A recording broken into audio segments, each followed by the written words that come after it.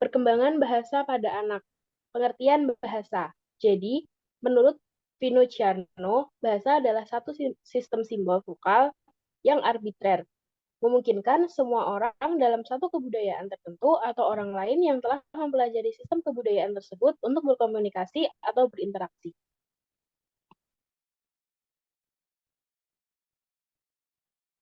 Kemudian ada karakteristik bahasa. Yang pertama adalah sistematis. Artinya bahasa merupakan suatu cara menggabungkan bunyi-bunyian maupun tulisan yang bersifat teratur, standar, dan konsisten. Setiap bahasa memiliki sejumlah variasi pola konsisten yang jumlahnya jauh lebih banyak dibandingkan pola yang tidak konsisten. Bahasa Indonesia juga memiliki jenis pola keteraturan tertentu. Yang kedua adalah arbiter, yaitu bahwa bahasa terdiri dari hubungan-hubungan antara berbagai macam suara dan visual, objek maupun gagasan. Setiap bahasa memiliki kata-kata yang berbeda dalam memberi simbol pada angka-angka tertentu. Yang ketiga, fleksibel. Artinya, bahasa dapat berubah sesuai dengan perkembangan zaman. Kosakata terus bertambah mengikuti ribuan kosakata tersebut terdiri atas berbagai kata baru yang berkenaan dengan istilah teknologi, berbagai singkatan, maupun bahasa jargon yang cukup banyak digunakan oleh kelompok tertentu. Yang keempat adalah beragam, artinya dalam hal pengucapan. Bahasa memiliki berbagai variasi dialek atau cara. Perbedaan dialek terjadi dalam pengucapan, kosakata, atau sintaks. Semula perbedaan dialek ditentukan oleh daerah geografisnya, namun sekarang ini kelompok sosial yang berbeda dalam suatu masyarakat menggunakan dialek yang berbeda pula.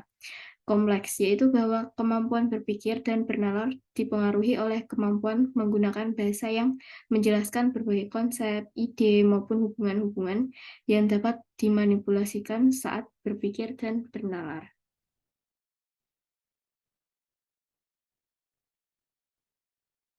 Lalu ada bentuk bahasa. Menurut Bramley, bentuk bahasa itu terdiri dari 4 aspek. Yang pertama, menyimak. Yang kedua, berbicara. Yang ketiga, membaca. Dan yang keempat, menulis. Kemampuan berbahasa ini berbeda dengan kemampuan berbicara. Bahasa merupakan suatu sistem tata bahasa yang relatif rumit dan bersifat semantik. Sedangkan kemampuan berbicara merupakan suatu ungkapan dalam bentuk kata-kata. Bahasa ada yang bersifat reseptif, yaitu dimengerti, diterima, maupun ekspresif, yaitu dinyatakan. Contoh bahasa reseptif itu adalah mendengarkan dan membaca suatu informasi, sedangkan contoh bahasa yang ekspresif adalah berbicara dan menuliskan informasi untuk dikomunikasikan kepada orang lain. Anak menerima dan mengekspresikan bahasa dengan berbagai cara. Keterampilan menyimak dan membaca merupakan keterampilan bahasa reseptif, karena dalam keterampilan ini makna bahasa diperoleh dan diproses melalui simbol visual dan verbal. Ketika anak menyimak dan membaca, mereka memahami bahasa berdasarkan konsep, pengetahuan, dan pengalaman mereka. Dengan demikian, menyimak dan membaca juga merupakan proses pemahaman atau biasa kita disebut comprehending process. Lalu berbicara dan menulis merupakan keterampilan bahasa ekspresif yang melibatkan pemindahan arti melalui simbol visual dan verbal yang diproses dan diekspresikan anak. Ketika anak berbicara dan menulis, mereka menyusun bahasa dan mengkonsep arti. Dengan demikian, berbicara dan menulis adalah proses penyusunan atau composing process.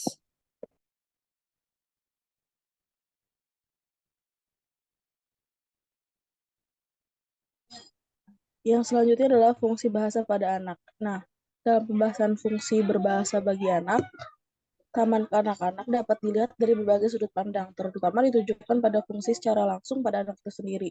Dan ada beberapa fungsi bahasa pada anak, yaitu yang pertama itu ada bahasa menjelaskan keinginan dan kebutuhan individu. Yang kedua, bahasa dapat mengubah dan mengontrol perilaku.